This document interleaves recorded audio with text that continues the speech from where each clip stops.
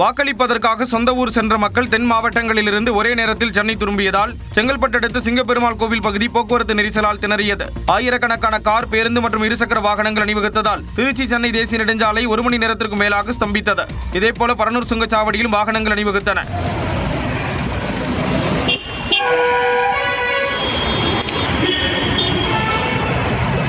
விக்கிரவாண்டி சுங்கச்சாவடியில் 6 வழிகளுக்கு பதிலாக கூடுதலாக 2 வழிகள் திறக்கப்பட்டு மொத்தம் 8 வழிகளில் வாகனங்கள் அனுமதிக்கப்பட்டன. சென்னை தாம்பரம் ரயில் நிலையத்திலும் பொதுமக்கள் கூட்டம் அலைமோதியது.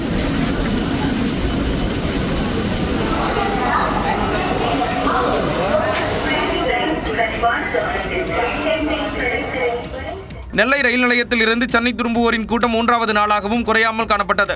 அந்தியோதயா விரைவு ரயிலை பிடிக்க மக்கள் முண்டியடித்தனர். இருக்கைகள் இல்லாததால் பயணிகள் தரையிலும் உடைமைகள் வைக்கும் பகுதியிலும் அமர்ந்து மிகுந்த சிரமத்துடன் பயணம் மேற்கொண்டனர்.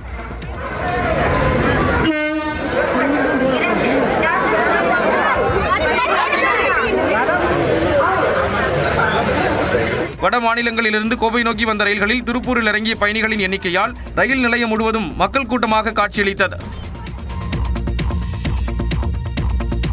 மே 1ஆம் தேதி முதல் சென்னை மற்றும் அதனை சுற்றியுள்ள மாவட்டங்களில் கடும் வெயில் சுட்டெரிக்கும் என்றும் மாநிலத்தின் பிற பகுதிகளில் மழை திரும்பும் என்றும் தனியார் வானிலை ஆய்வாளர் பிரதீப் ஜான் தெரிவித்துள்ளார். இது தொடர்பாக நியூஸ் 18 தமிழ்நாடுக்கு அவர் அளித்த பேட்டியில் மே 1, 2 முதல் உள் மாவட்டங்கள், தென் மாவட்டங்கள் மற்றும் மேற்கு தமிழ்நாட்டில் மழை மீண்டும் தொடங்கும் என்று குறிப்பிட்டுள்ளார். ஆந்திர எல்லைக்கு அருகில் உள்ள பகுதிகளான சென்னை மற்றும் அதனை சுற்றியுள்ள மாவட்டங்களில் கடும் வெயில் சுட்டெரிக்கும் என்று தெரிவித்துள்ளார். சென்னையை பொறுத்தவரைக்கும் அடுத்த சில நாட்களுக்கு 37, 38 அதாவது உள்பகுதிகளில், கடலோர பகுதிகளில் நமக்கு 36 டிகிரி இந்த மாதிரி நம்ம இருக்கிறதுக்கு வாய்ப்பு இருக்கிறத பார்க்கிறோம். சென்னை புறநகர் பகுதிகளில் வெப்பநிலை எளிதாக 40 டிகிரி செல்சியஸை கடக்கும் என்று எதிர்பார்க்கப்படுகிறது என்றும் வேலூரில் கடந்த ஏப்ரல் 7 அன்று பதிவான 42 டிகிரி செல்சியஸ் மீண்டும் எட்டப்படும் வாய்ப்பு உள்ளதாகவும் குறிப்பிட்டுள்ளார்.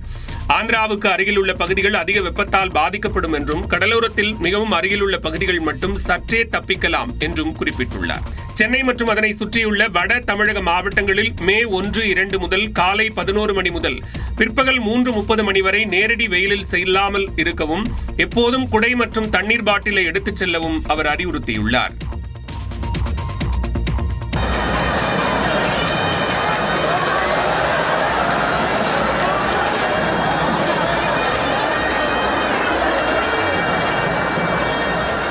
மதுரை அரசாளும் மீனாட்சி அம்மனுக்கு பட்டாபிஷேக விழா கோலாகலமாக நடைபெற்றது.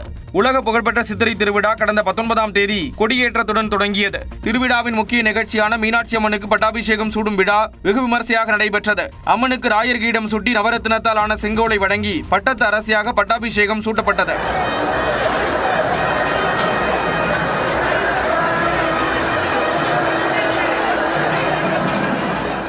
அதனைத் தொடர்ந்து வெள்ளி சிம்மாசனத்தில் எழுந்தருளிய மீனாட்சி அம்மன் 4 மாசி வீதிகளில் வலம் வந்து பக்தர்களுக்கு அருள்பாலித்தார்.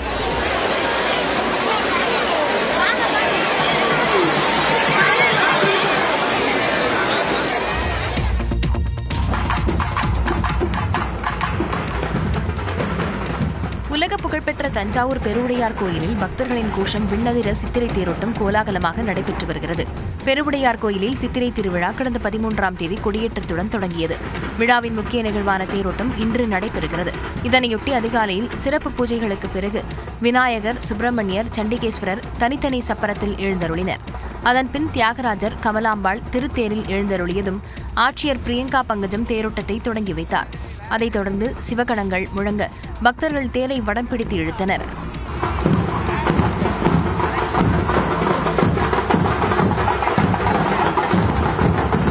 ராஜவீதிகளில் ஆடி அசைந்தபடி வலம் வரும் தேரினை ஆயிரக்கணக்கான பக்தர்கள் கண்டு ரசித்து வருகின்றனர்.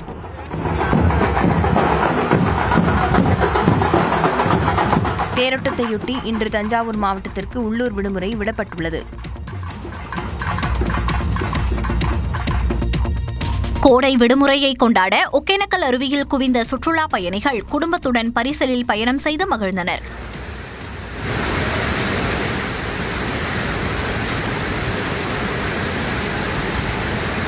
வெயிலின் தாக்கத்திலிருந்து தப்பிக்க கொடிவேரி அணையில் குவிந்த சுற்றுலா பயணிகள் அருவி போல கொட்டும் தண்ணீரில் உற்சாக குளியல் போட்டனர்.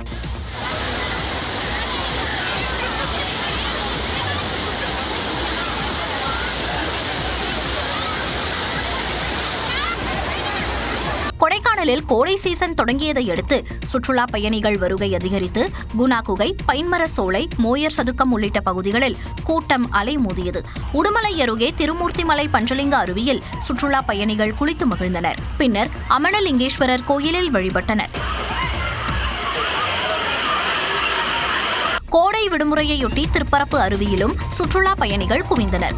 மிதமான அளவில் தண்ணீர் வரத்து உள்ள நிலையில் உற்சாகமாக குளித்து மகிழ்ந்தனர்.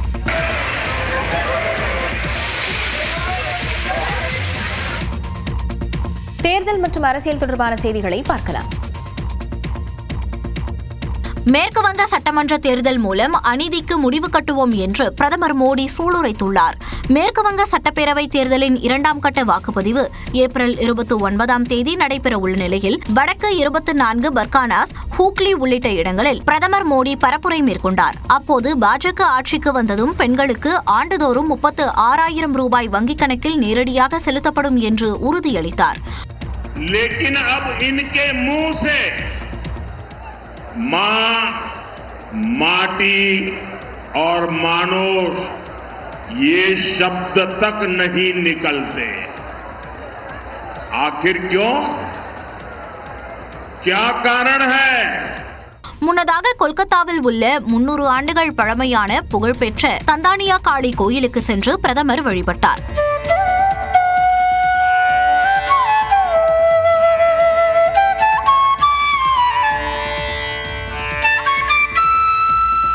தாக்கூர் நகரில் உள்ள மக்துவா தாக்கூர் கோயிலிலும் அவர் பிரார்த்தனை செய்தார்.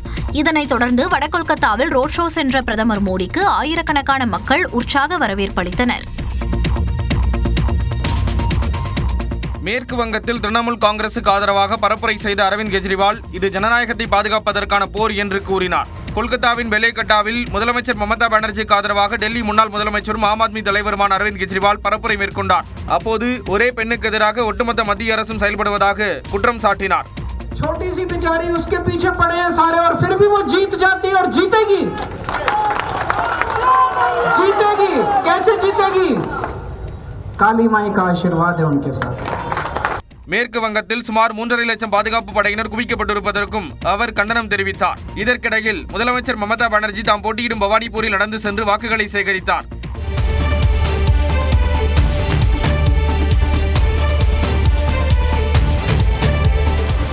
மேற்கு வங்கத்தில் 2ஆம் கட்ட வாக்குப்பதிவு ஏப்ரல் 29ஆம் தேதி நடைபெற உள்ளது குறிப்பிடத்தக்கது.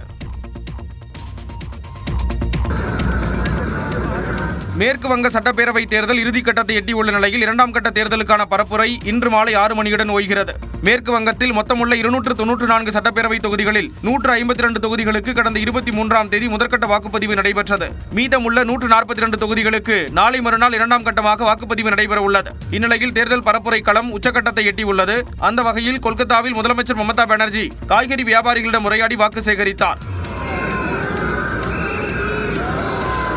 மேற்கு வங்கத்தில் முகாமிட்டுள்ள மத்திய அமைச்சர்கள் அமித்ஷா, நட்டா, பாஜக தேசிய தலைவர் நிதின் நபீன் ஆகியோர் ரோட் ஷோ சென்று வாக்குகளை திரட்டினர்.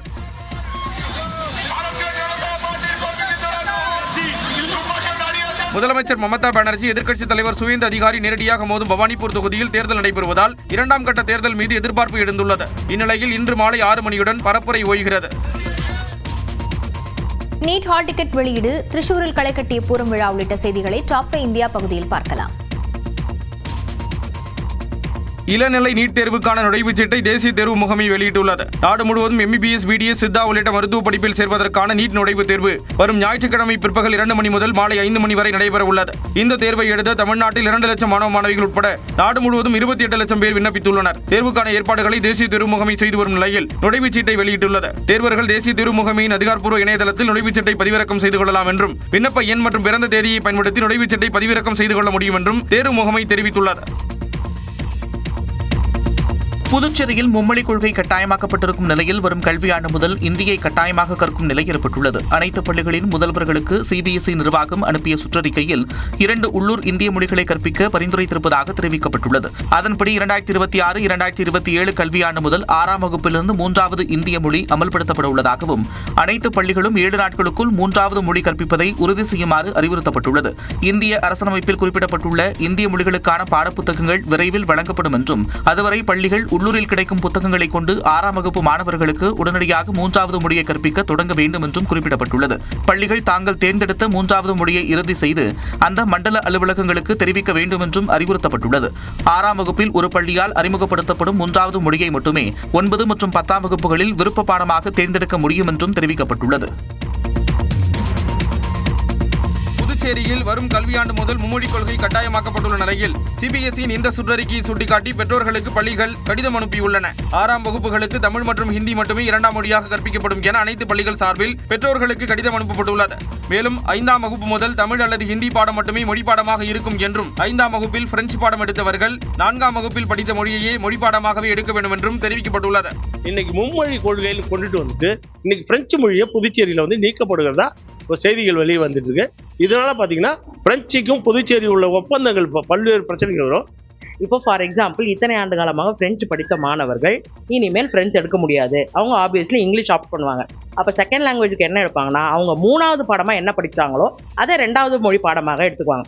இப்போ அவங்க தமிழ் படிச்சிருக்கலாம் இல்லை ஹிந்தி படிச்சிருக்கலாம்.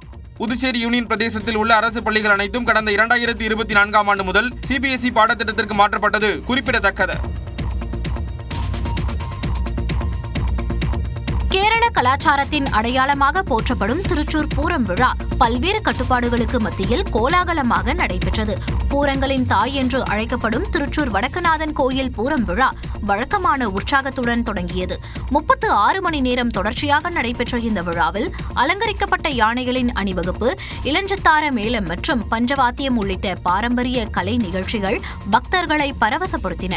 கடந்த 21ஆம் தேதி முண்டத்திக்கோடு பட்டாசு ஆலை வெடிவிபத்தில் 15 பேர் உயிரிழந்த சோக சம்பவத்தால் பாதுகாப்பு கருதி பிரம்மாண்ட வானவேடிக்கை ரத்து செய்யப்பட்டது. உயர்நீதிமன்ற அறிவுறுத்தலின்படி யானைகளின் எண்ணிக்கை 30ஆக குறைக்கப்பட்டு விழாவின் சிகர நிகழ்ச்சியான குடைமாற்றம் 15 நிமிடங்கள் மட்டுமே நடத்தப்பட்டது. கடும் வெப்பம் காரணமாக முதியவர்கள் மற்றும் உடல்நல குறைபாடு உள்ளவர்களுக்கு கட்டுப்பாடுகள் விதிக்கப்பட்டிருந்த போதிலும் ஆயிரக்கணக்கான உள்நாட்டு மற்றும் வெளிநாட்டு சுற்றுலா பயணிகள் இந்த கண்கவர் விழாவில் பங்கேற்றனர். இன்னொரு வாட்டி கூப்பிடு. ஒப்பங்கிட்ட போய் வச்சு வைக்கிறேன்.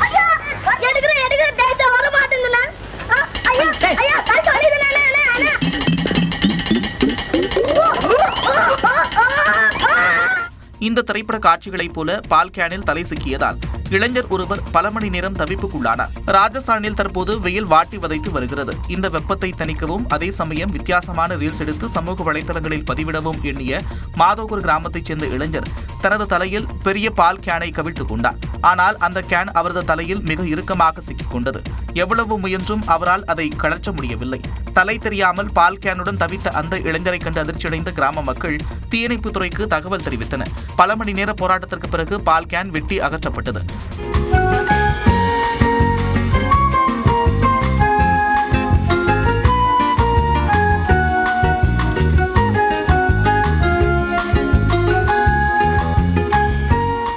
அந்த இளைஞரும் காயங்கள் எதுவுமின்றி உயிர் தப்பினார். இந்தியாவின் மிகச்சிறந்த புகைப்பட கலைஞர் மற்றும் புகைப்பட பத்திரிகையாளரான ரகுராய் கடந்த 2 ஆண்டுகளாக புற்றுநோயுடன் போராடி வந்த நிலையில் சிகிச்சை பலனின்றி உயிரிழந்தார். பாகிஸ்தானில் உள்ள ஜங் பகுதியில் 1942ஆம் ஆண்டு பிறந்த ராய் 1960ஆம் ஆண்டு புகைப்பட கலைஞர் தொழிலை தொடங்கினார். முதலில் ஹிமாச்சல பிரதேச அரசின் சுற்றுலாத்துறை புகைப்பட கலைஞராக பணியாற்றினார். பிறகு இந்தியன் எக்ஸ்பிரஸ், தி ஸ்டேட்மேன், இந்தியா டுடே உள்ளிட்ட நாளிதழ்களில் தலைமை புகைப்பட கலைஞராக பணியாற்றினார். இந்தியாவில் மட்டுமல்லாமல் உலகம் முழுவதும் மிகவும் மதிக்கப்படும் புகைப்பட கலைஞர்களில் ஒருவராக திகழ்ந்த ராயின் புகைப்படங்கள் பெரும்பாலும் நவீன இந்தியாவின் காட்சிப்பதிவு என்று வர்ணிக்கப்படுகின்றன. அன்னை தெரசா மற்றும் முன்னாள் பிரதமர் இந்திரா காந்தி போன்ற புகழ்பெற்ற ஆளுமைகளின் தனிப்பட்ட தருணங்களை சித்தரிக்கும் நெருக்கமான புகைப்படங்களையும் அவர் தனது புகைப்பட கருவியின் கண்களால் ஆவணப்படுத்தியவர். இதனிடையே இவரது மறைவுக்கு இரங்கல் தெரிவித்துள்ள பிரதமர் மோடி, ரகுராய் தனது லென்ஸ் மூலம் இந்தியாவின் துடிப்பை படம் பிடித்த ஒரு படைப்பாற்றல் மிக்க ஆளுமையாக நினைவு கூறப்படுவார் என்று தனது எக்ஸ் பக்கத்தில் பதிவிட்டுள்ளார். இதேபோல் இவரது மறைவுக்கு இரங்கல் தெரிவித்துள்ள மக்களவை எதிர்க்கட்சித் தலைவர் ராகுல் காந்தி, கடந்த 6 தசாப்தங்களாக இந்தியாவின் ஆன்மாவை படம் பிடித்து காட்டியவர் ரகுராய் என புகழாரம் சூட்டியுள்ளார். துப்பாக்கிச்சூடு பற்றிய அதிபர் டிரம்பின் பேச்சு, வெளிநாட்டு விமான சேவையை தொடங்கி ஈரான் உள்ளிட்ட செய்திகளை டாப் 5 உலகம் பகுதியில் பார்க்கலாம். வெள்ளை மாளிகை பத்திரிகையாளர்கள் இரவு விருந்தின் போது துப்பாக்கிச்சூடு நடத்திய நபர் ஒரு கிறிஸ்தவ விரோதி என்று அமெரிக்க அதிபர் டிரம்ப் குற்றஞ்சாட்டியுள்ளார். தனியார் தொலைக்காட்சிக்கு பேட்டியளித்த அவர், அமெரிக்காவில் நடக்கும் அரசியல் வன்முறைக்கு ஜனநாயக கட்சித் தலைவர்களின் வெறுப்பு பேச்சுதான் காரணம் என்று கடுமையாக விமர்சித்தார். Radicalized. He was a Christian. a believer, and then he became an anti-Christian. And முன்னதாக வெள்ளை மாளிகையில் துப்பாக்கிச்சூடு சம்பவம் குறித்து விவரித்த அதிபர் ட்ரம்ப் தன்னை ஆப்ரஹாம் லிங்கனுடன் ஒப்பிட்டு பேசினார். the people, Abraham Lincoln, I mean, you go through the people that have gone through this where they got them, but the people that do the most, the people that make the biggest impact, they're the ones that they go after. They don't go after the ones that don't do much because they like it that way. துப்பாக்கிச்சூடு நடத்தியதாக கைது செய்யப்பட்ட கோல் Thomas ஆலனுக்கு சொந்தமான வீட்டில் மத்திய புலனாய்வு பிரிவினர் அதிரடி சோதனை நடத்தினர். கலிபோர்னியாவின் டாரன்ஸ் நகரில் உள்ள அவரது வீட்டின் அருகே வசிப்பவர்களின் வீடுகளிலும் சோதனை நடத்தப்பட்டது. பல்சுவை செய்திகளை தற்போது பார்க்கலாம். பெரிய பட்ஜெட் திரைப்படங்களில் நடிகர்கள் வருமான பகிர்வு முறையில் மட்டுமே நடிக்க வேண்டும் என்பதை வலியுறுத்தி மே 2ஆம் தேதி வேலை நிறுத்தத்தில் ஈடுபடப் போவதாக தயாரிப்பாளர்கள் சங்கம் அறிவித்துள்ளது. தமிழ் திரைப்பட தயாரிப்பாளர்கள் சங்கத்தின் பொதுக்குழு கூட்டம் சென்னை வள்ளுவர் கோட்டத்தில் நடைபெற்றது. புதிய நிர்வாகிகள் தேர்வுக்கு பிறகு நடைபெற்ற இந்த கூட்டத்தில் தயாரிப்பாளர் சங்க தலைவர் தமிழ்குமரன், S.A. சந்திரசேகர், தனஞ்சயன், L.K. சுதீஷ் உள்ளிட்டோர் கலந்து கொண்டனர். இந்த கூட்டத்தில் சிறிய முதலீட்டில் தயாரிக்கப்படும் படங்களுக்கு தமிழ்நாடு அரசு வழங்கும் மானியத் தொகையை புதிதாக பொறுப்பேற்கும் அரசு வழங்க வலியுறுத்தியும் தீர்மானம் நிறைவேற்றப்பட்டது. இப்போ பெரிய நடிகர்கள் வச்சு நம்ம படம் பண்ண முடியாத ஒரு சூழ்நிலை என்னன்னா, அவங்க கேட்குற சம்பளங்கள் நம்மளால கொடுக்க முடியாது. ஆனால் வருமானத்தில் சம்பளம் கொடுக்கறதுன்றது பிரச்சனையே கிடையாது. எவ்வளோ வருமானம் வருதோ அதில் ஒரு பர்சன்டேஜ் நாங்கள் உங்களுக்கு கொடுத்துடுறோம் அப்படின்னும் போது எல்லோருமே தயாரிப்பாளர்களாக மாற முடியும். ஆந்திராவில் உள்ளதை போன்று நடிகர்கள் வருவாய் பகிர்வு முறையில் மட்டுமே படங்களில் நடிக்க வேண்டும் என்பது உள்ளிட்ட பல்வேறு தீர்மானங்கள் நிறைவேற்றப்பட்டன. எந்த திரைப்படங்களின் படப்பிடிப்புகளும் வரும் 2ஆம் தேதி நடைபெறாது என்று திரைப்பட தயாரிப்பாளர் சங்க தலைவர் தமிழ்குமரன் தெரிவித்தார். சென்னை நுங்கம்பாக்கத்தில் நடந்த தயாரிப்பாளர்கள் சங்க பொதுக்குழு கூட்டத்திற்கு பின் செய்தியாளர்களிடம் பேசிய அவர், OTT-யில் படம் வெளியீடு உள்ளிட்ட பிரச்சனைகளுக்கு 1 மாதத்தில் தீர்வு காணப்படும் என உறுதியளித்தார். ஹை லெவல் கமிட்டி ஒன்று போட்டு ஃபார்ம் பண்ணிட்டு வெளியிடுவோம். அதில் ரொம்ப முக்கிய எஸ்ஐ சார் அது மாதிரி ரொம்ப முக்கியமானவங்க, ஏற்கனவே ரொம்ப அனுபவம் வாய்ந்த தயாரிப்பாளர் அவங்க வச்சு ஒரு ஹை லெவல் கமிட்டி பண்ணிட்டு அதுக்கு என்னென்ன சீர் பண்ணலாம் அதெல்லாம் நாங்கள் பண்ணிட்டு இருக்கோம். கண்டிப்பாக அது இந்த மாதத்துல எல்லாம் முடிவு பண்ணிடுவோம். OTT கண்டிப்பாக ஒரு மாதத்துல எல்லாத்துக்கும் ஒரு தீர்வு வரும். வருவாய் பகிர்வு முறைக்கு நடிகர் சங்கம் ஒத்துழைப்பு அளிக்காவிட்டால் தொடர் போராட்டம் நடத்தப்படும் என்றும் அவர் கூறினார். பிரபல இசையமைப்பாளரும் சமூக ஆர்வலருமான ஜேம்ஸ் வசந்தனின் கார் கண்ணாடி உடைக்கப்பட்டது குறித்து காவல்துறையிடம் புகார் அளிக்கப்பட்டுள்ளது. சென்னை கொட்டிவாக்கம் அருகே உள்ள உணவகம் ஒன்றிற்கு இசையமைப்பாளர் ஜேம்ஸ் வசந்தன் தனது மனைவியுடன் சென்றிருந்தார். தனது காரை பார்க்கிங் இடத்தில் நிறுத்திய ஜேம்ஸ் வசந்தன் உணவருந்தி விட்டு திரும்பிய போது அவரது காரின் பின்பக்க கண்ணாடி உடைக்கப்பட்டிருப்பதை கண்டு அதிர்ச்சி அடைந்தார். இது குறித்து முகநூலில் பதிவிட்டிருந்த ஜேம்ஸ் வசந்தன் இச்செயலில் ஈடுபட்டவர்களை தற்கூரிகள் என விமர்சித்திருந்தார். இந்த நிலையில் உணவக பகுதியில் உள்ள CCTV காட்சிகளை ஆய்வு செய்து கார் கண்ணாடியை உடைத்த மர்ம நபர்களை காவல்துறையினர் தீவிரமாக தேடி வருகின்றனர். தமிழக சட்டமன்ற தேர்தல் தொடர்பான யூடியூப் நிகழ்ச்சி ஒன்றில் இளைஞர்களுடன் கலந்துரையாடிய ஜேம்ஸ் வசந்தன் தவிக தலைவர் விஜய் விமர்சித்ததால் சமூக வலைதளங்களில் கண்டனத்துக்கு உள்ளானது குறிப்பிடத்தக்கது. IPL தொடரில் குஜராத் அணிக்கு எதிரான போட்டியில் சென்னை அணி 8 விக்கெட் வித்தியாசத்தில் தோல்வியடைந்தது. சென்னை சேப்பாக்கம் மைதானத்தில் நடைபெற்ற போட்டியில் டாஸ் வென்ற குஜராத் பந்து வீசியது. சென்னையின் தொடக்க வீரர் சஞ்சு சாம்சன் 11 ரன்களில் வெளியேறிய நிலையில் சென்னைக்காக முதல் போட்டியில் விளையாடிய உர்வில் பட்டேல் 4 ரன்களிலும் சர்பரஸ் கான் ரன் ஏதும் எடுக்காமலும் வெளியேறினர். சீரான இடைவெளிகளில் சென்னை வீரர்கள் அவுட்டான நிலையில் கேப்டன் ருதுராஜ் மட்டும் கடைசி வரை ஆட்டமிழக்காமல் 74 ரன்கள் சேர்த்தார். சென்னை அணி 20 ஓவர்களில் 7 விக்கெட் இழப்புக்கு 158 ரன்கள் சேர்த்தது.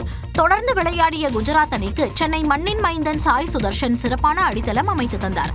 குஜராத் கேப்டன் சுப்மன் கில் 33 ரன்களில் வெளியேறிய நிலையில் சாய் சுதர்ஷன் 87 ரன்கள் குவித்து ஆட்டமிழந்தார். பட்லர் சிக்ஸருடன் ஆட்டத்தை முடிக்க குஜராத் அணி 16.4 ஓவர்களில் 2 விக்கெட் இழப்புக்கு 162 ரன்கள் எடுத்து 8 விக்கெட் வித்தியாசத்தில் வெற்றி பெற்றது. ஆயுஷ் மாத்திரை தான் சூப்பர். ஈவன் கார்த்திக் ரொம்பவே ஹோப்ஸ் இருந்துச்சு ஸ்டார்டிங் ஆஃப் தி சீசன். ஆனா அது ஆயுஷ் மாத்திரை இன்ஜர்ட் ஆயிடுச்சு. ரொம்பவே பிளேயர்ஸ் இன்ஜர்ட் ஆயிடுச்சுங்க. அது நம்ம பேட் லக் இந்த சீசனுக்கு. பட் அன்ஃபார்ச்சுனேட்டா பிட்ச் ஸ்பின்னும் சப்போர்ட் பண்ணல. நம்ம கிட்ட 2 ஸ்பின்னர்ஸோட ஸ்குவாட்ல போயிருந்தோம். நம்ம நல்ல ஸ்பீட்ல வர்ற பாலெல்லாம் கொஞ்சம் இம்ப்ரூவ் பண்ணி அடிக்க பார்க்கணும். நல்ல பால் ஆடுறாங்கன்னு சொல்லி எல்லா பாலையும் டாட் போட்டுட்டு இருந்தா மேட்ச் அடிக்க முடியாது. 8 போட்டிகளை விளையாடிய CSK 3 வெற்றிகளுடன் புள்ளிப்பட்டியலில் 6வது இடத்தில் உள்ளது. ஐபிஎல் தொடரில் லக்னோவுக்கு எதிரான போட்டியில் கொல்கத்தா வீரர் ரகுவன்ஷிக்கு கொடுக்கப்பட்ட அவுட் கிரிக்கெட் உலகில் பேசுபொருளாகியுள்ளது. கிரிக்கெட்டில் bowled, catch, LBW, run out, stumping உள்ளிட்ட முறைகளில் பேட்ஸ்மேன்கள் அவுட் ஆவது வழக்கம். இந்த நிலையில் லக்னோவுக்கு எதிரான போட்டியில் கொல்கத்தா வீரர் ரகுவன்ஷிக்கு அப்ஸ்ட்ரக்டிங் த ஃபீல்ட் என்ற முறையில் அவுட் கொடுக்கப்பட்டது. 5வது ஓவரின் கடைசி பந்தை எதிர்கொண்ட ரகுவன்ஷி ஒரு ரன் எடுக்க முயன்றார். எதிர் திசையில் இருந்த கிரீன் வேண்டாம் என கூறவே தனது கிரீஸுக்கு ஓடினார். அப்போது ஃபீல்டர் வீசிய பந்து ரகுவன்ஷி மீது பட்டது. ஃபீல்டிங்குக்கு இடையூறு செய்ததால் ரகுவன்ஷிக்கு அவுட் தர வேண்டும் என லக்னோ வீரர்கள் கோரிய நிலையில் 3வது நடுவர் அவருக்கு அவுட் கொடுத்தார். இதனால் பெவிலியன் திரும்பிய ரகுவன்ஷி கோபத்தில் தனது பேட்டை தரையில் அடித்ததோடு ஹெல்மெட்டை தூக்கி எறிந்தார். அப்ஸ்ட்ரக்டிங் த ஃபீல்ட் என்ற முறை தவிர்த்து hit wicket, timed out, retired out ஆகிய முறைகளிலும் வீரர்களுக்கு அவுட் தரப்படுகிறது. பரபரப்பான சூப்பர் ஓவரில் லக்னோவை வீழ்த்தி கொல்கத்தா த்ரில் வெற்றி பெற்றது. ஐபிஎல் திருவிழாவின் 38வது லீக் ஆட்டத்தில் Kolkata Knight Riders Lucknow Super Giants அணியை எதிர்கொண்டது. லக்னோவில் நடைபெற்ற ஆட்டத்தில் டாஸ் வென்ற லக்னோ அணி பந்துவீச்சை தேர்வு செய்தது. அதன்படி கொல்கத்தாவின் தொடக்க வீரர்களாக களமிறங்கிய டீம் சைபர்ட் டக் அவுட் ஆக அஜிங்கியா ரஹானே 10 ரன்களில் பெவிலியன் திரும்பினார். தொடர்ந்து வந்த அன்குஷ் ரகுவன்ஷி, ரோமன் பவல் ஆகியோரும் சொற்ப ரன்களில் வெளியேறினர். லக்னோவின் மொசின் கான் வீசி அனல் பறக்கும் பந்துவீச்சை தாக்குப்பிடிக்க முடியாமல் 93 ரன்களுக்கு கொல்கத்தா 7 விக்கெட்டுகளை இழந்த நிலையில் ரிங்கு சிங் தனியாளாக போராடி 51 பந்துகளில் 5 சிக்ஸர் 7 பவுண்டரிகளுடன் 83 ரன்கள் குவித்தார். 20 ஓவர்கள் முடிவில் கொல்கத்தா 7 விக்கெட்டுகள் இழப்பிற்கு 155 ரன்களை சேர்த்தது. 156 ரன்கள் என்ற இலக்குடன் லக்னோ களமிறங்கிய நிலையில் மிச்சல் மார்ஷ் 2 ரன்களில் ஆட்டமிழக்க மார்க்ரமும் ரிஷப் பண்டும் நிதானமாக ஆடி ரன்களை சேர்த்தனர். கடைசி ஓவரில் லக்னோவின் வெற்றிக்கு 7 ரன்கள் தேவைப்பட கடைசி பந்தை எதிர்கொண்ட முகமது ஷமி சிக்ஸருக்கு பறக்கவிட்டதால் சமனில் முடிந்தது. சூப்பர் ஓவரில் லக்னோ 2 விக்கெட்டை பறிகொடுத்து 1 ரன் மட்டுமே எடுத்த நிலையில் முதல் பந்திலேயே பவுண்டரி கடித்து ரிங்கு சிங் கொல்கத்தாவின் வெற்றியை உறுதி செய்தார்.